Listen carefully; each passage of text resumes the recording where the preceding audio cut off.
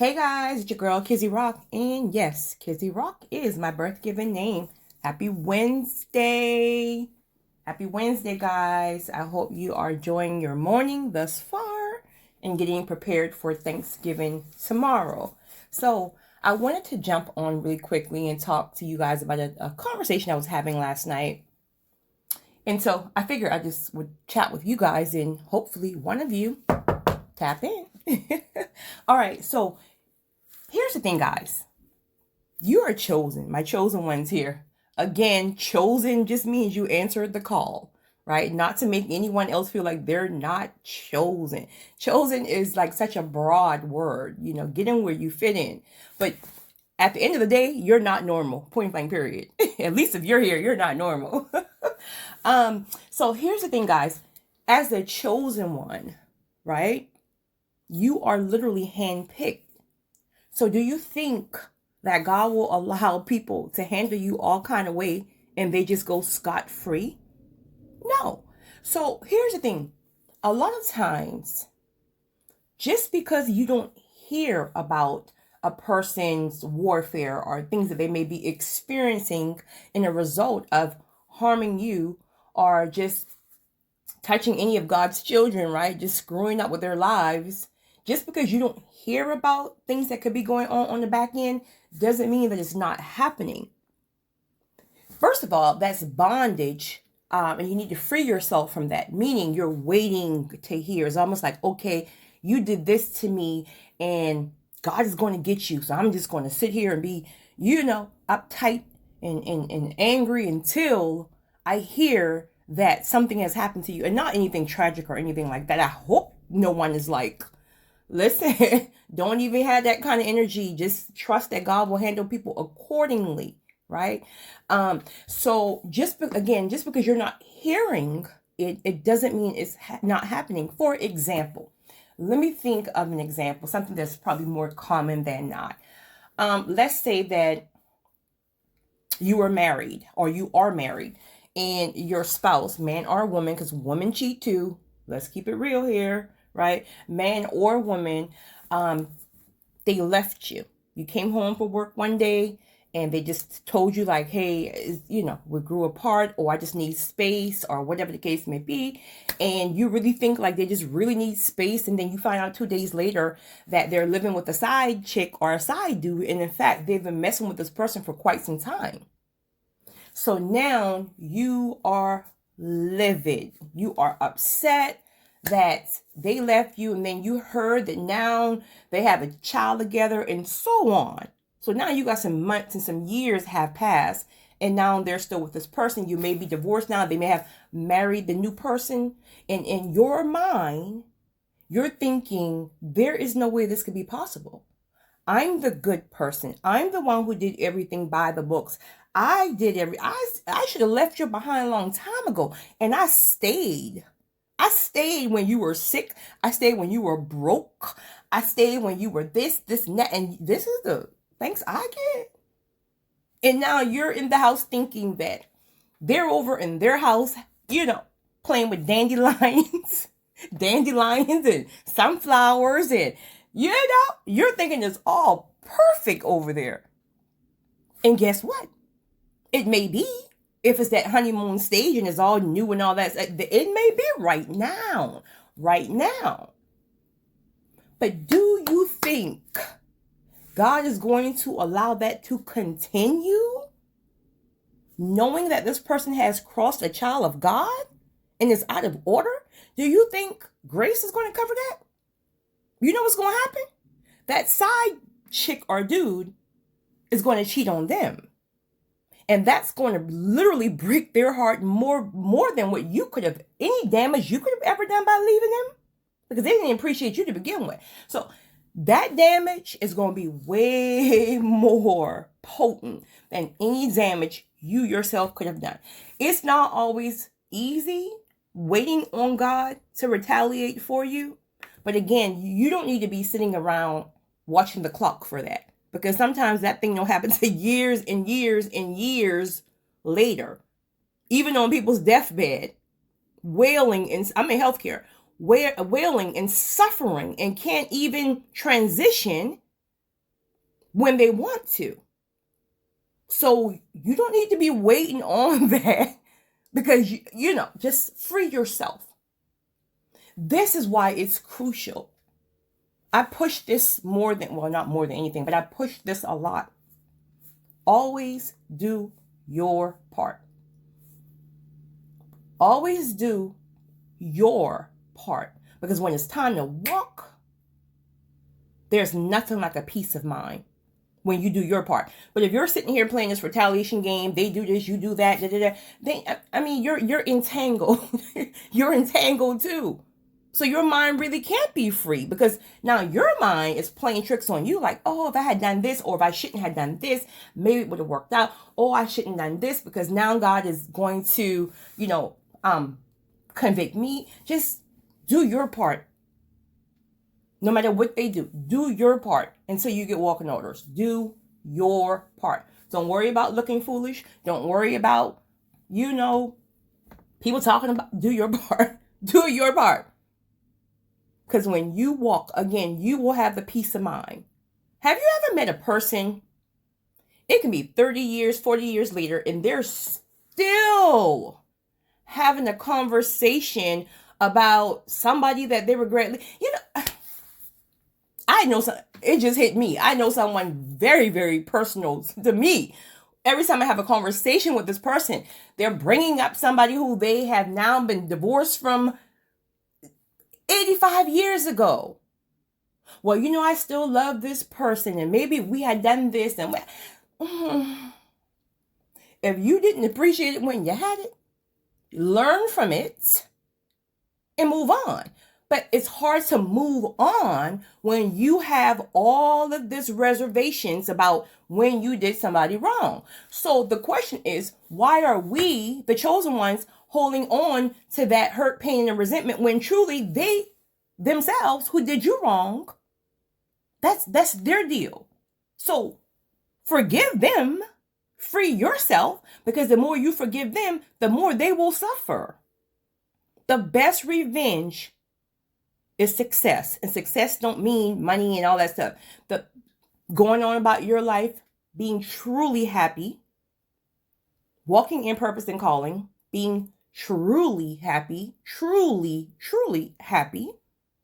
That's the best revenge right there. Their lives will never, ever, ever get back on track unless they have developed a relationship with God, ask for repentance, and so on. We can speak about this with Wendy Williams. Let me be clear. I don't dislike Wendy. But I'm not a fan of Wendy. Meaning I'm not the person like, yeah, turn the TV on. I'm not. No. If you love Wendy, listen. I promise you, this is no diss or anything. Personally, again, as a chosen one, I have never, ever, ever, ever, ever been the one who wants gossip around me, or nor will I listen to it. So when you really have a lot going on in your life, meaning you have your life on track. First of all, keeping your life on track is a full-time job. It's a full-time job. So the last thing I want to hear about is somebody else's drama. But the point is this. Wendy have been very successful for how long? By literally ruining people's lives. And of course you got the group of people who say, oh, it's just her job. Listen, order is order, job or not. You have to turn some jobs down. I've had to do that. You have to turn some jobs down because it is not in alignment with God. Point blank, period. I don't care about how much money is paying. You have to make a decision. So, all these years, all this money, all these open doors, all this opportunity, but yet you have a platform that can uplift people, but you choose to use a platform that's constantly tearing people down, and most sadly, tearing people down who's already in a down season. And you think that's going to last how long? You think God's going to be giving you grace how long to do that? let me tell you something. You can call it law of attraction. You can call it karma. You can call it what you reap is what you sow. No, what you sow is what you reap. You can call it any one of those things. But when it comes, it's coming to snatch your edges. The thing about it is, it never comes when you think it shall come. Meaning, I've had conversation with men, specifying men, because that's 90% of my assignments, where they will say things like this. Okay, let's just say they're going through a heartbreak right now. And this is the only person that they truly, truly, really love. This is the person that they decided to really straighten up for. Meaning they ain't running those streets no more. I'm going to lock this one down and I'm going to finally do the right thing. Finally, tap in. Okay, I hear you. And like, wonderful, truly, that you finally got your life together. Honestly. However, have you considered all the lives you've damaged prior to this one time of falling in love? And it may have not been intentional. You know, sometimes people deal with people and the other person catch feelings and you know that's not the person you really want to be with. So sometimes it's not even intentional per se, but a lot of times it is. People use people, you know, they're just heartless. So whatever the case may be, have you considered all of the lives you've damaged prior to this time? Well, no, and I mean, even if I did, that was 15 years ago. Oh, okay. That's what I say. But I'm saying you can't tell karma when to come back around. You just can't.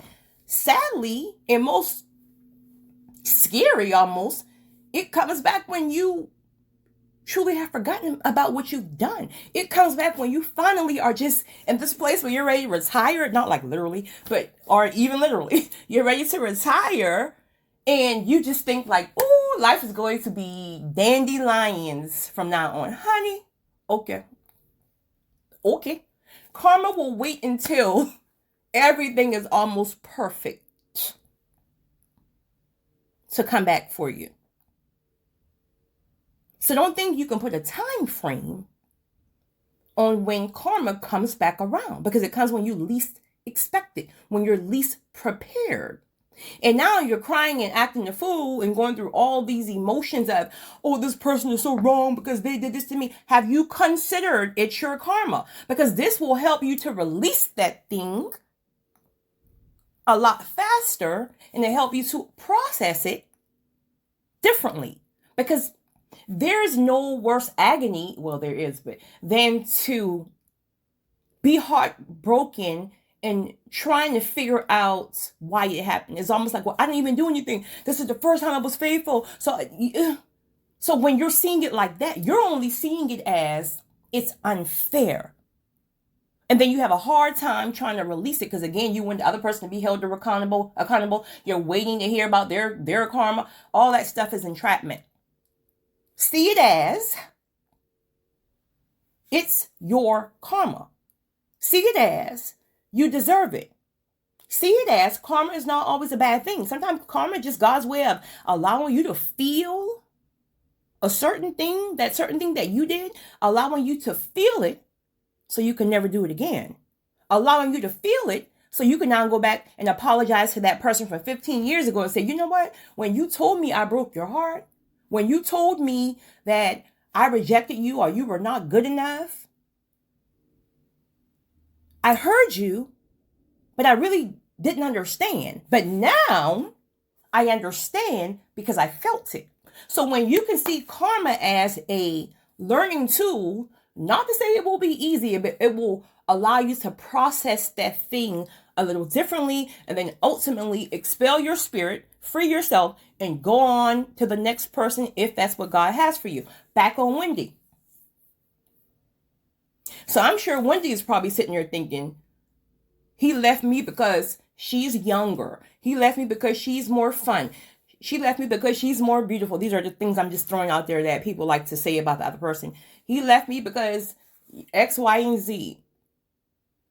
All that is bondage because she's probably sitting in a corner somewhere, literally thinking that he left her for all these reasons. And I'm not saying that none of that has a part in it, but have you considered that if your spirit is full of gossip, it's toxic? That's toxic spirit. So that means there's a good chance that your home is filled with that garbage, that toxic energy. When people come home, they want to come home to a peaceful environment. And if your energy is that toxic that you can spend your days literally ruining other people's lives, I couldn't imagine what that energy in your home feels like.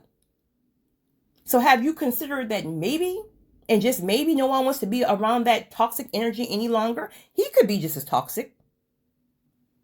He probably is. Who knows? But most importantly, have you considered that these lives that you ruined for over what? Maybe 30 years? Maybe longer? That karma always had a date for you? Have you even considered that? Because if you're sitting in a room, I think right now in some type of, I don't know if it's Alcohol Anonymous she's in, but wherever she's at, if you're sitting in that room, have you considered at any point that this could all be reaping what you sowed? You ruined people's lives. So now what's happening? Your life is ruined. Your health is failing. Your mind is slipping because that's a lot to handle. And my God, I wish no harm on her. I know a lot of people have their reservations about Wendy, but listen, none of us are perfect. So don't wish harm on people, but you have to see it as this. Sometimes God will snatch everything from under you, including your mind, to help you turn over a new leaf. So he may use her years from now. I doubt if a lot of people's waiting on her return, but I don't know. Take some time, heal yourself, let God work on you, and she may come and do some kingdom work. This is why you don't judge people. You allow God to deal with them accordingly. You wish no harm on them because I'm sure you got some stuff about you've done in the past. It's not so, So wish no harm on people, but understand if you are waiting on someone, karma to come back, please go on about your business because it may not come back when you think. Free yourself. Ask God to still cover them because, again, it's really not about us. Maybe God will work on that person who hurt you and then that person turn around and do some kingdom work. Again, kingdom work is not about being on the pulpit. If you're on the pulpit, please do what you do. Bring more souls in. But again, there's this just misconception that God can only use people on the pulpit who have on black stockings and white shoes. That ain't it. Okay. I don't know what's up with me and these black stockings and white shoes. It's like this vision I guess I have when I would go to church or whatever. I don't know. God, please forgive me if anybody on here wears black stockings and white shoes. So ultimately, my friends, please free yourself because I've had several emails that when I read them, it's almost like you're trapped in this cycle of hurt, pain. Why did this person do this? Why? I was good. Again, sometimes, a lot of times, it has nothing to do with you. It is the other person who is dealing with trauma triggers, dealing with things that you may not even know about that they've experienced in their lives. And it's easier for them to run to someone who doesn't challenge them. Listen, as a chosen one, right? Catch this in the spirit. Tap in. As a chosen one, you challenge people. And it's not even intentional, right? It's just that God has given us like this wisdom that if you're around us and we know you can be doing better and we just know like, we're not about to sit here and just let you, we're going to challenge you. And a lot of people don't like to be challenged. A lot of people don't want to go higher. So what happens? It's easier to go and cheat and find somebody who's just going to lay up and don't, they can be looking at you and tell that you need to do this, but they're not going to say anything because for one, they just may be, all in love and intimidated and think if they say this, you're going to run. Listen, we don't care about that. If you run, you run. If you run, you run. But if I'm being used, we about to get some stuff in order, right? We gonna talk about some order.